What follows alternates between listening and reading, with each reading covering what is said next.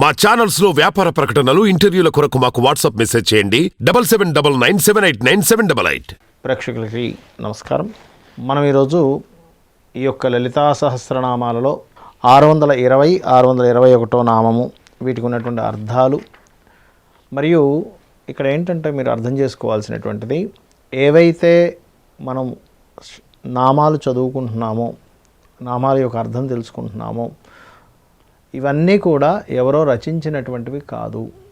ఆ యొక్క సభలో వసిన్యాది వాగ్దేవతలు 8 తెల్లటి కిరణాలుగా అమ్మవారిలో నుంచి బయటకు వచ్చి ఈ యొక్క లలితా సహస్రనామాల యొక్క పారాయణం చేయడం జరిగింది అనే విషయం మనం అర్థం చేసుకొని ప్రతి అక్షరము కూడా చాలా జాగ్రత్తగా చదవాలి. మనం గత ఎపిసోడ్లో 619వ నామంలో పావనాకృతి అని చెప్పుకున్నాం మనం. అంటే ఏంటంటే స్మరణ చేయు మాత్రము చేత పావనము చేయు ఆకారము గలది అనేటువంటి అర్థము. మాటికి మనం గనక స్మరణ గనక చేయగలిగితే మనం పావనం పొందుతాం అనేటువంటిది. ఇక ఇక్కడ 620వ నామం గనక తీసుకున్నట్లయితే అనేక కోటి బ్రహ్మాండ జనని అంటే ఇక్కడ మీకు అర్థమైపోతుంది. అనేకమైనటువంటి కోట్ల కొలది ఉన్నటువంటి ఈ జీవరాశులు ఏవైతే ఉన్నాయో వాటన్నిటికీ జనని తల్లి వంటిది. అంటే ఇక్కడ మనం అర్థం చేసుకోవాల్సింది ఏంటంటే, ఇక్కడ ఈ విశ్వంలో ఉన్న ప్రతి జీవికి కూడా తానే తల్లి.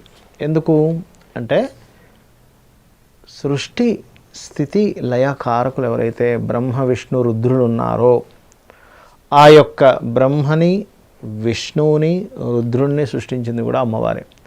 మనం ఏమనుకుంటాం, కేవలం ఒక బ్రహ్మ విష్ణు రుద్రులే అనుకుంటాం. కాదండి, ఈ యొక్క విశ్వంలో కొన్ని కోట్ల మంది బ్రహ్మలు, కొన్ని కోట్ల మంది విష్ణువులు, కొన్ని కోట్ల రుద్రులు ఉన్నారు.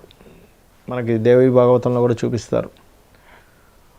అది ఆ బ్రహ్మ విష్ణువు రుద్రులు కలిసి ఒక విమానంలో వెళ్తూ ఉంటే ఇంక మనమే ఉన్నాం, ఇంకెవరు లేవనుకునేసరికి ఒక లోకాల్లో పలానా లోకాల్లోకి ఎంటర్ అవ్వడము. అలా ఎంటర్ అయినప్పుడు అక్కడ అనేకమైనటువంటి బ్రహ్మల్ని చూసి వీళ్ళు ఆశ్చర్యపోతారు. ఈ చతుర్ముఖ బ్రహ్మ చూస్తాడు, ఏంటి ఇంతమంది బ్రహ్మలు ఉన్నారేంటని. అంటే ఇక్కడ అర్థం చేసుకోవాల్సిన విషయం ఏంటంటే, మనకి ఒక చిన్న ఏదైనా ఒక ప్రారంభం అవుతుంది, ఏదైనా ఒక విషయం, ఆ విషయం ప్రారంభం అవ్వడానికి అక్కడ బ్రహ్మశక్తి వస్తుంది. అంటే అమ్మవారి యొక్క అనుగ్రహం, అమ్మవారి యొక్క శక్తి బ్రహ్మశక్తి రూపంలో ఆ విషయం ప్రారంభం అవ్వడానికి అక్కడికి వస్తుంది. అదేవిధంగా ఆ యొక్క విషయం నడుస్తుంది అంటే అక్కడ విష్ణు శక్తి ఉందని అర్థం. అదేవిధంగా అక్కడ ఆ యొక్క విషయం కంప్లీట్ అవ్వబోతుందంటే రుద్రశక్తి ఉందని అర్థం అక్కడ.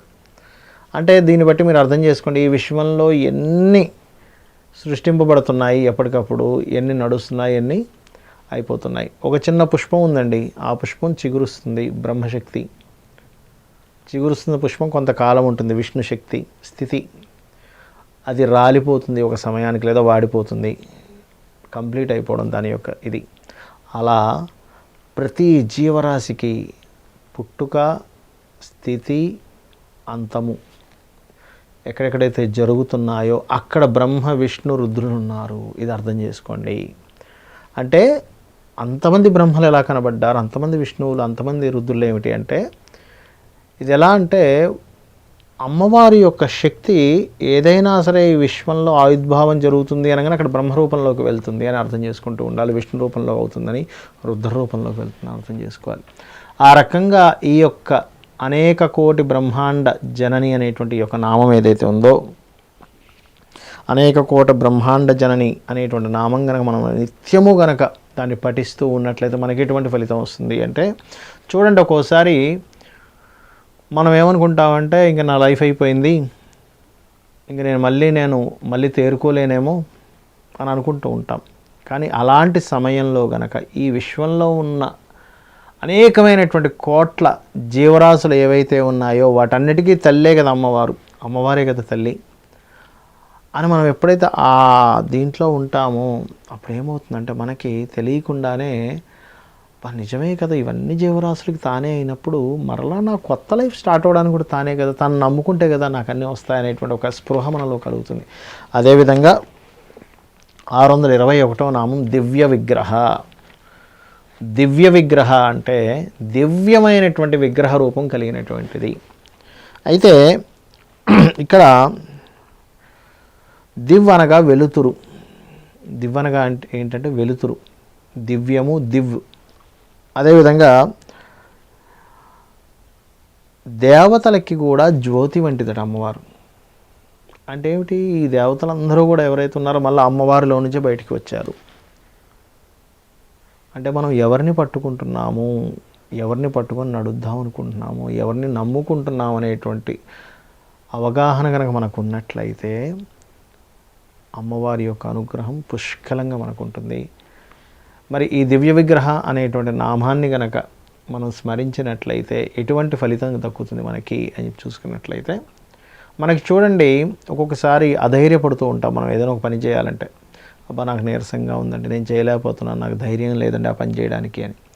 అలాంటి సమయంలో గనక ఓం దివ్య విగ్రహాయై నమః అనుకున్నట్లయితే అప్పుడు ఈ విశ్వం మొత్తం నిండి ఉన్నటువంటి అమ్మవారి యొక్క స్వరూపం మనకంటే కనిపిస్తూ ఉంటుంది.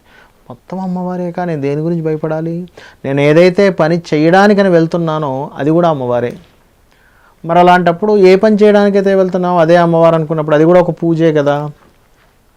ఈ విశ్వంలో ఏది అమ్మవారు కాదు, ప్రతిదీ అమ్మవారే. ప్రతిదీ అమ్మవారే అయినప్పుడు ప్రతిదీ అమ్మవారి పూజగా భావిస్తూ ముందుకు గనక వెళ్తున్నట్లయితే ఆ యొక్క అమ్మవారి యొక్క అనుగ్రహం పరిపూర్ణంగా ఉంటుంది. శ్రీమాత్రే నమః.